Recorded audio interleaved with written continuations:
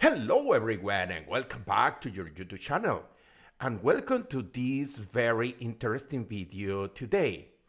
As you must be aware, I am recording this series of videos because I am teaching this very interesting module about electromechanical conversion systems.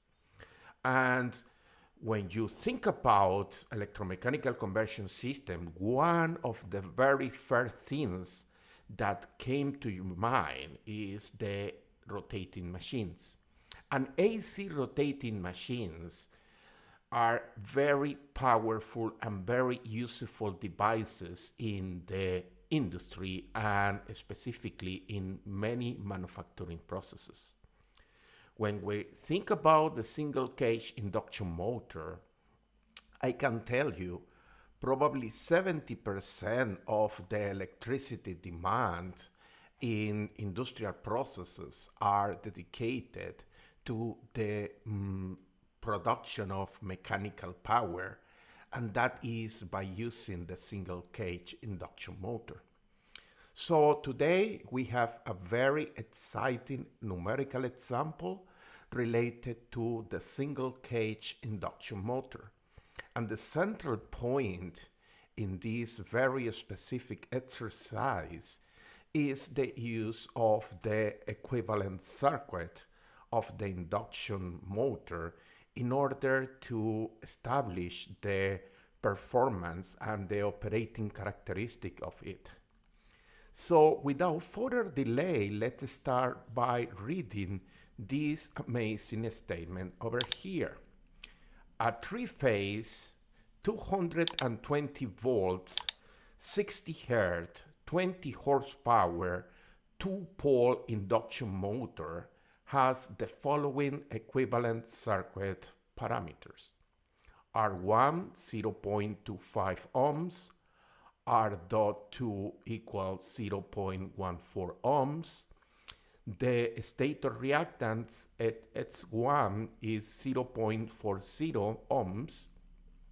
The rotor reactance referred to the stator X.2 is equal 0.41 ohms. And the magnetizing reactance is 17 ohms. The rotational loss is 100 watts. And we have a slip of 5%.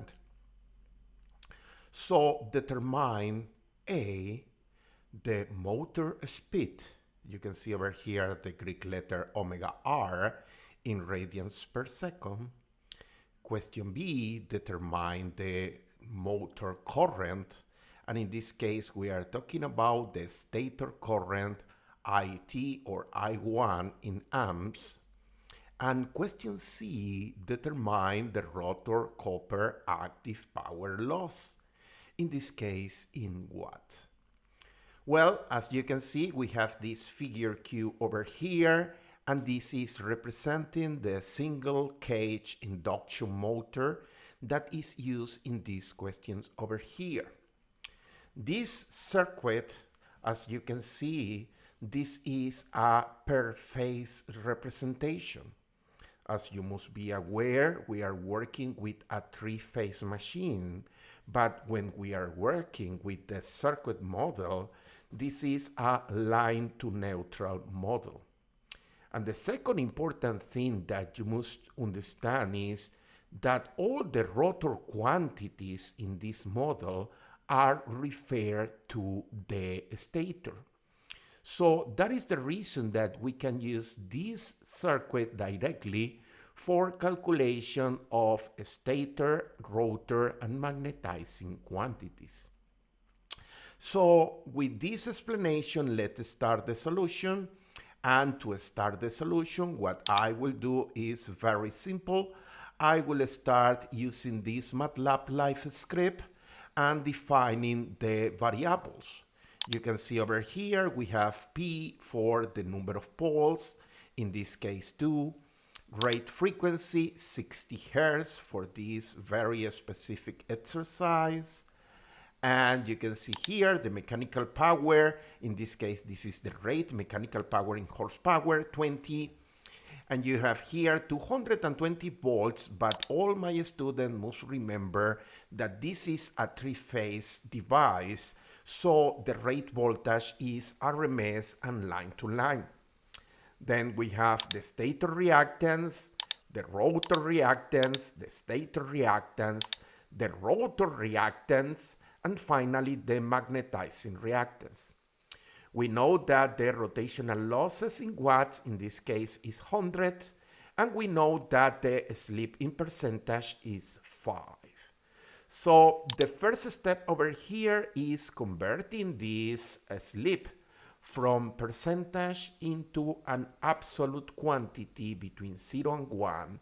And you can see over here that the slip is 0.05.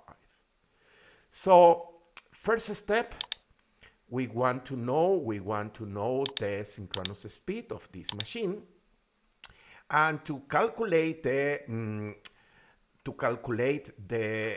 synchronous speed, what we need to use is this equation over here, 120 multiply the rate frequency and divide by the number of poles.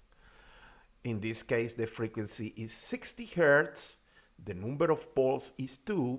So as a consequence, as you can see here on the right-hand side, the synchronous speed in radians in RPM, revolution per minute, you can see over there is 3,600, okay?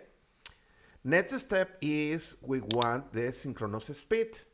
In this case, we are using the Greek letter omega because this is the quantity expressed in radians per second. So in this case, what we need to do is multiply by 2 pi radians and divide by 60 seconds in 1 minute. So we know the rotational speed, the synchronous speed is 3,600 RPM. And when we apply the equation, we obtain over here, you can see that the rotational speed, synchronous speed is 76.9 radians per second. Next step, we want the real rotational speed of the motor, or that means the rotational speed at the shaft, or mechanical speed also. So we use this equation over here. We know that the rotational speed is 1 minus the slip multiplied by the synchronous speed.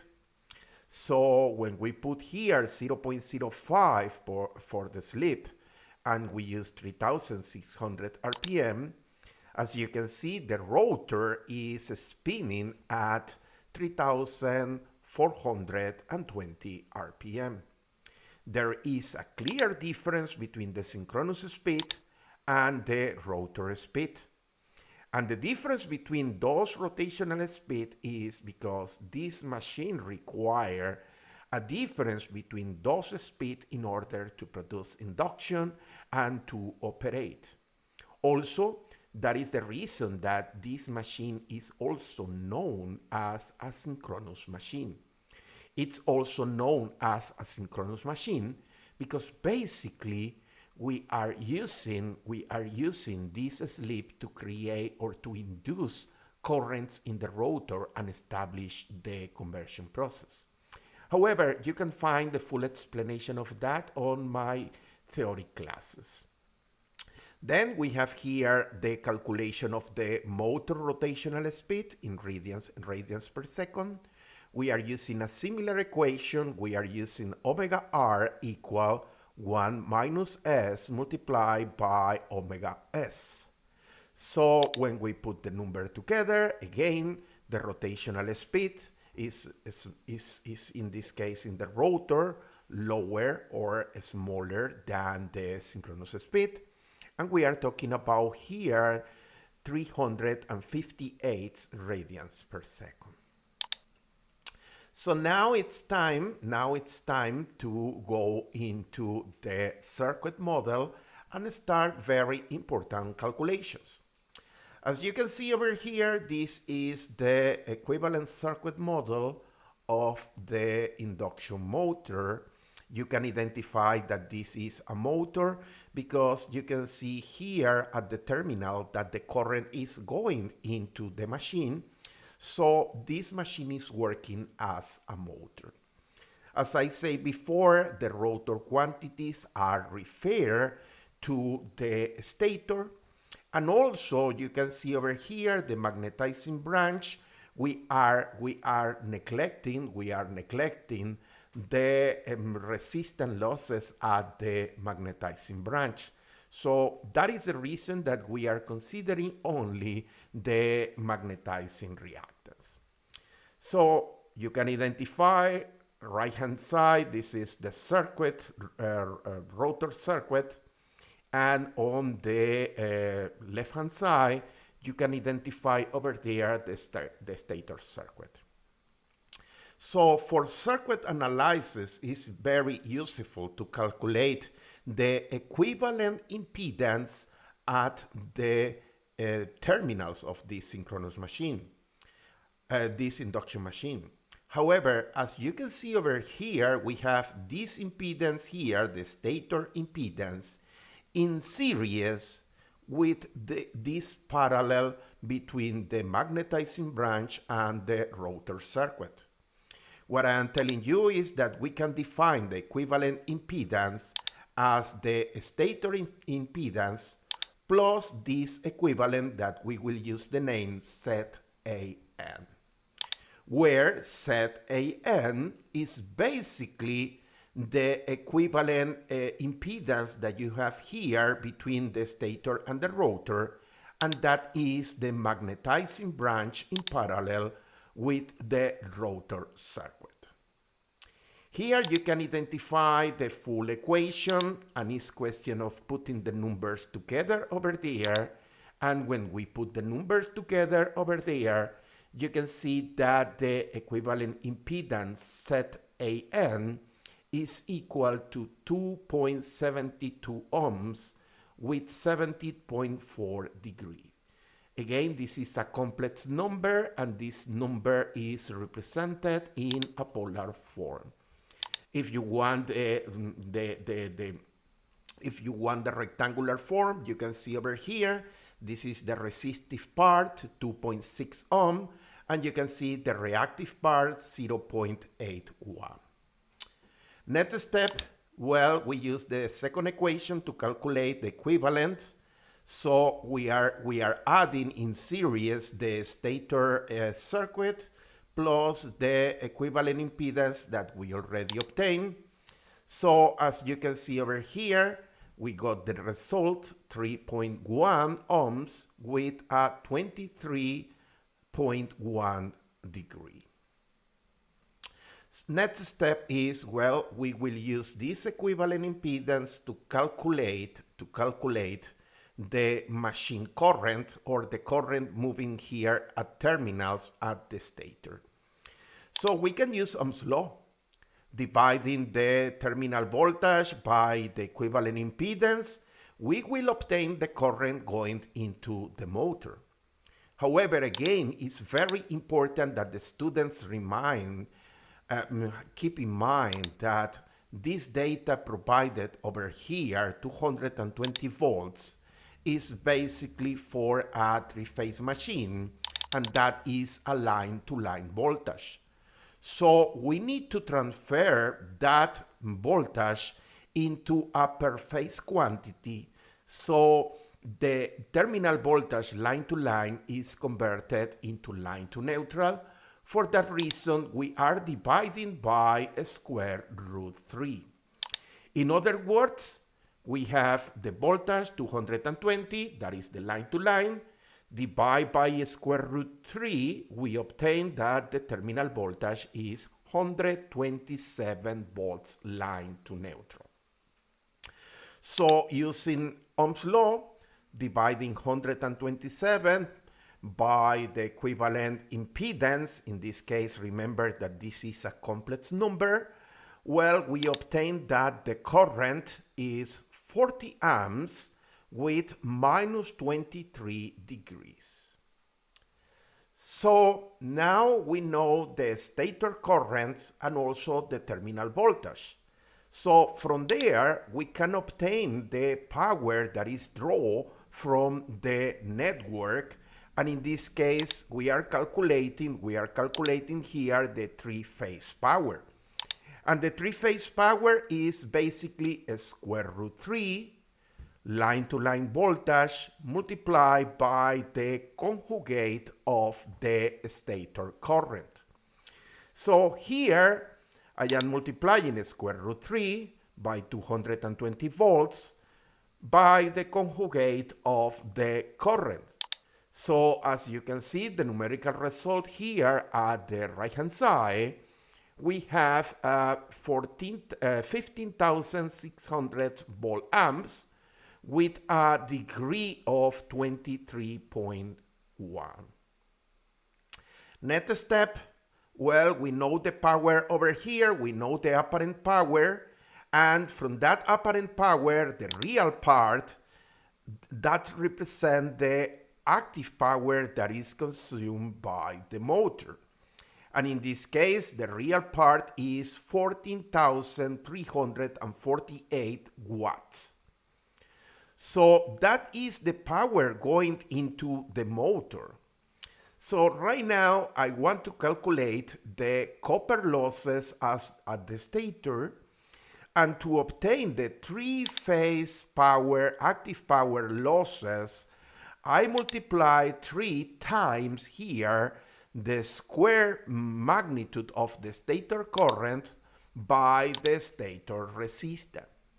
So in other words, 3 times multiply here by 0.25 multiplied by the absolute value of the current, or the magnitude, 40.9.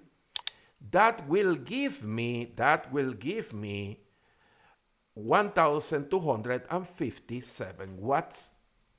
So now I know the active power here that is going into the motor. Now I know the losses in this resistor. So I can calculate the power that is transferred from the stator to the rotor, also known as the air gap power. And the air gap power will be the terminal active power minus the copper losses at the stator.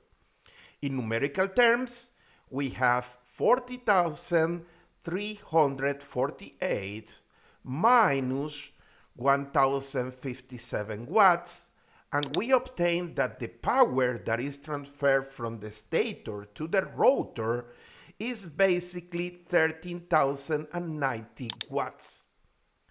So now we know the power that is transferred into the rotor. Now it's time to calculate finally the active power losses, three-phase active power losses at the rotor because the copper losses. So in that case, what we need to do is basically multiply the slip and the air gap power. And we know that the slip is 0.05, and we know that the power that is transferred by the air gap is basically 13,090 watts. So doing so, we obtain the answer for the final question. And that is the active power losses at the copper rotor. So that is 654 watts, and that is basically the power that is dissipated at the copper located at the rotor. So we accomplish answer A, B, and C, and we already finished this very simple numerical exercise. So what we can do is basically understand that in order to analyze the steady-state performance of a single cage induction motor, we can use this circuit model over here. In this circuit model, you must remember that this is a line to neutral model where all the rotor quantities are referred to the stator. So it's very simple to apply circuit analysis in order to obtain the electrical quantities in this model. So we finished this very simple numerical exercise and we accomplished the answer for all the questions. So before I finish, I would like to invite you to be part of our community. We are very active in LinkedIn, and you can find here the link to subscribe, and also you are watching this video at the YouTube channel. If you enjoyed the explanation and you find useful, please subscribe to the channel and become a member. You will receive updates about what we are doing and the new videos coming very soon.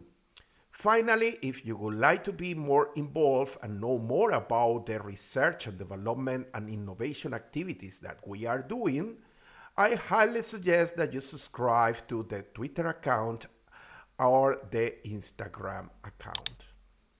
Well, this is the very end of this video. It has been a pleasure talking about this numerical solution of an exercise using the circuit model in the case of a single cage induction motor. And that is all for this video. And I must tell you now, bye now.